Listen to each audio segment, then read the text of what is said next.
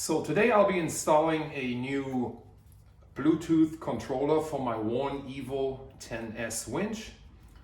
I bought it brand new and it never really worked. So I contacted WARN and they sent me another kit, another remote, and also a control module for the inside here. So we'll be installing that today.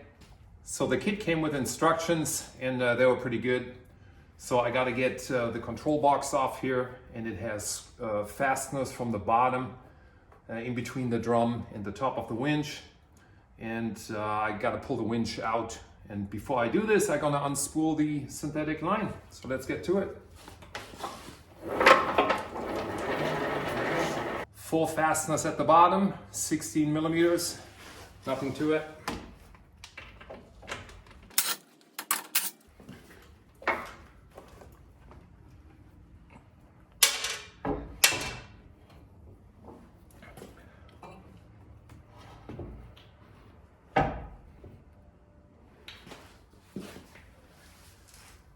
I just got to get to these 4 fasteners here at the bottom.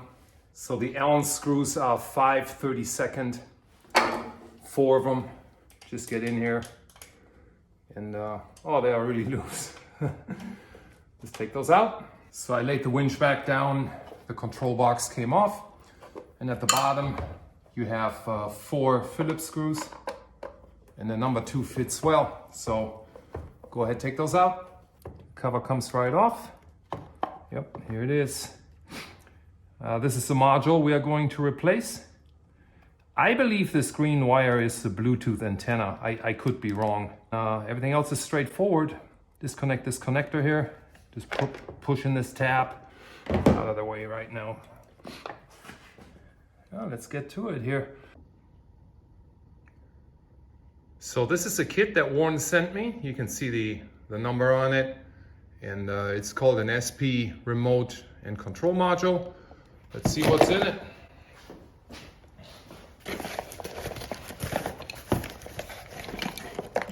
I believe this is the thing that's broken here. So this is the receiver part. You get a new cable, which I don't really need. And you get a new controller here, remote controller. And these are unique to the receivers here. So I have another winch here on my other Jeep. They are paired when you receive them. So if your controller breaks and they send you a new controller, they always send you a new receiver for it. Couple of wires, pretty straightforward. The combination plug. Again, the green, I believe, is just the antenna. And then you have positive and negative to run this thing, pretty easy. And then you have a blue and a yellow wire that goes onto a spade connector here. So shouldn't be a problem. Let's get to it. Okay, it looks pretty straightforward. Combination plug. This is the blue spade connector. Go ahead and pull that off.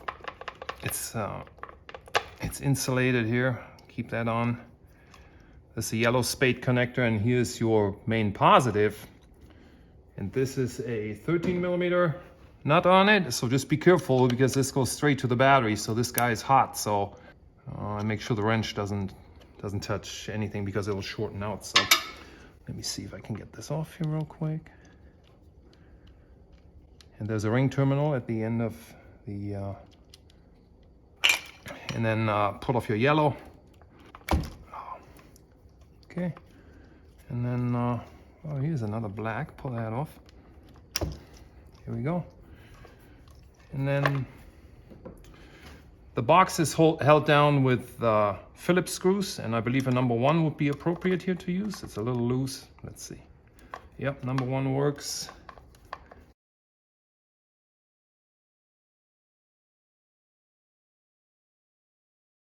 Here it is. Water underneath it. Shows you how not so watertight this is.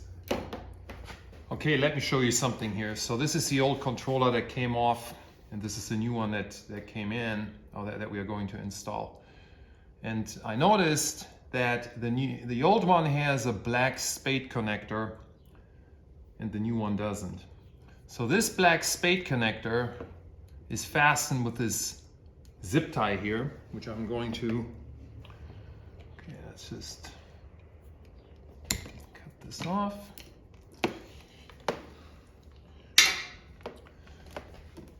And if you can see, this black spade connector comes with this ring terminal that attaches to the other two leads inside the winch.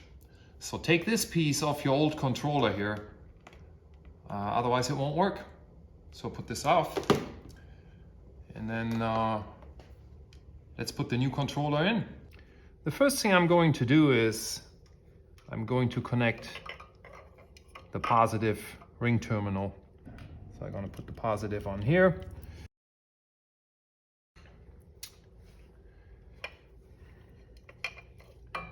Make sure your wires route nicely. So the blue connector went up here.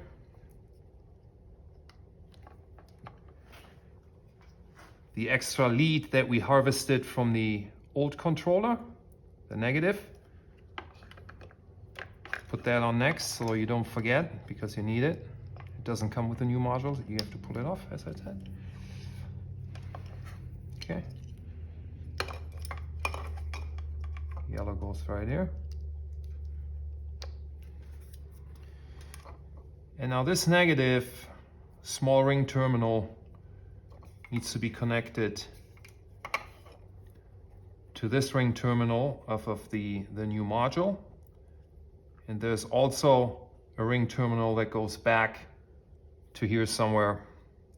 So all three of them need to be combined. So small ring terminal goes on top, and then put the larger one at the bottom. Here we go. And then this is where that goes, on the connector here. So you're combining all negatives together here. Again, number one Phillips does the trick.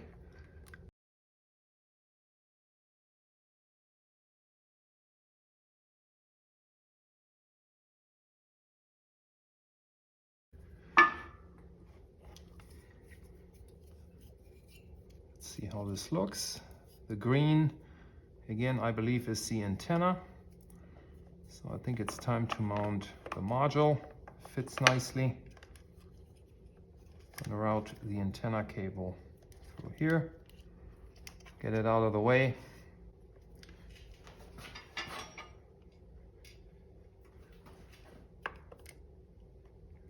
Let's put these little screws in there. Number one Phillips.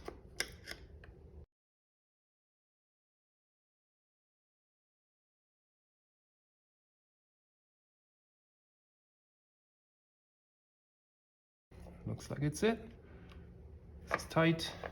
Got my negative, got my wires routed nicely. Let's put the cover back on. Got this multi-connector here. Here we go. Get my antenna wire back in here. So I'm gonna test it before I mount the winch back in. So let's see what it does. So to turn your Bluetooth on, you press and hold the top button on your controller. Let's see if this thing works. Okay, very good. All right, let's put everything back together.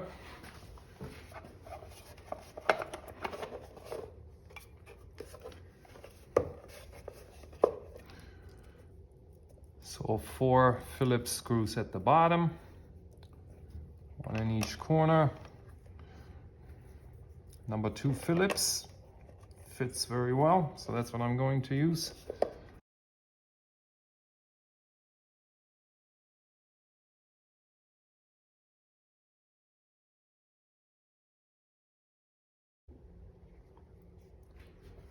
Okay, all done. Got my screws back in here.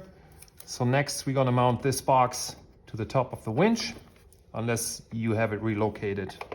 I don't, I have it sitting right here. So in order to get to it, I'm just gonna flip the winch up.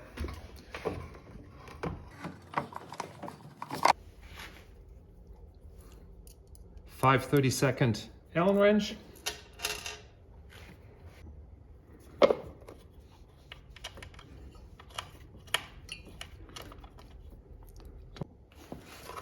Okay, well, you can tighten them.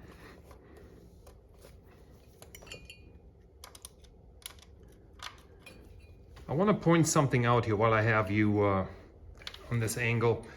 So I bought this winch in 2021, summer of 2021, and you can see how the end of the synthetic line is terminated on the side of the drum. This is how it should be. Earlier models, I have an older one on my other Jeep that's maybe 4 or 5 years old. The line was terminated with a tiny screw in the center of the drum.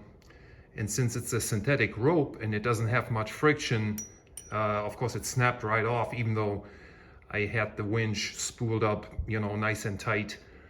First time I put any strain on it, it ripped right out and it basically rendered the winch worthless. And I ended up just welding a large screw, like an M12 screw, on the side of the drum, and then terminated my line that way. So that was a fix that I did. So WARN apparently recognized it, and again, the newer winches, they have a proper termination on the side of the drum where it belongs. Okay, it's time to put the winch back in. When you install the winch again, get your nut inserts on the sides here. You got to insert them. They fall out when you lift it up. You don't lose them. Let me see how I best do this.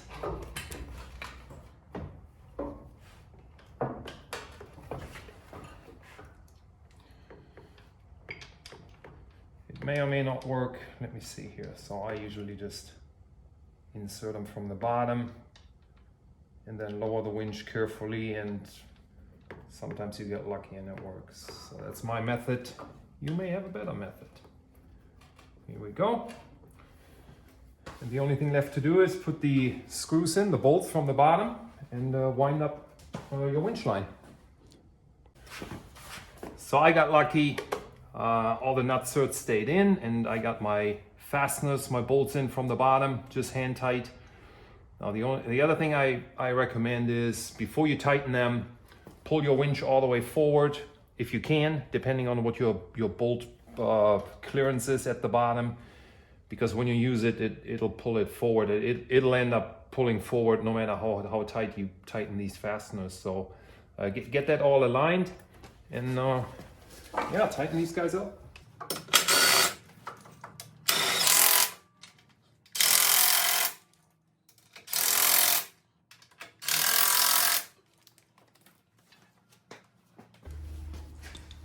You should torque these to spec according to WARN. I'm not going to do this. I'm just going to use a ratchet and use my judgment. There we go.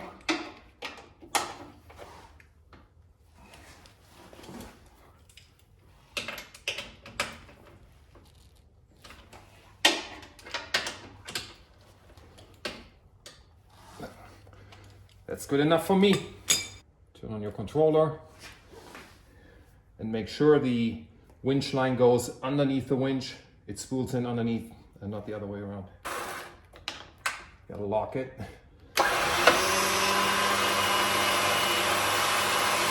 So I hope you found this video useful. I have one more bonus tip coming up here. If you did like it, give me a thumbs up and subscribe. And I'm going to be covering the battery in the controller next, because there are a lot of questions on the internet about the battery. So let's do that. So this is my old controller that I had issues with, and let's take a look at the batteries. 3 Phillips screws. I recommend the #1 Phillips, works well here. Let's take this apart real quick and I'll show you what's inside. Okay, let's take a look at this thing.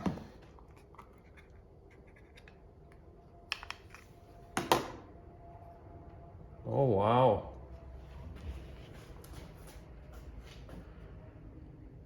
Okay, this is different. I have 3 of these controllers for the exact same type of winch, and this is my 3rd different battery setup. So again, I have 3 controllers and 3 different sets of batteries in these controllers. So this particular one, there's nothing to it. It has 3 AAA 1.5 volt batteries. I think that's great. You can buy them anywhere when you're on the road, or even internationally. If you get stranded and your controller doesn't work, you can replace these batteries. Or the controller will work without batteries if you plug in the cable, of course. But my previous controller had a lithium battery in it, and you got to be really careful with these batteries because they look like AA batteries, but they are not. And they are called ER14505, size AA, but it's a 3.6 volt battery. They're pretty expensive. They're lithium batteries. They have a 10-year shelf life. So my suggestion is to take a look, what's in your controller, and then replace it with the exact same battery. This is one that I pulled out of one of my controllers that came from the factory, from WARN, and the battery was depleted. And again, it's one of these, so I replace it with the 14505. I'll put links in the description here for you so that you know what these batteries are. But again, you never know what's in these controllers here, so open them up first. Make sure you don't mistake these lithium batteries with AA batteries or vice versa. And see you on the next one. Thanks for watching.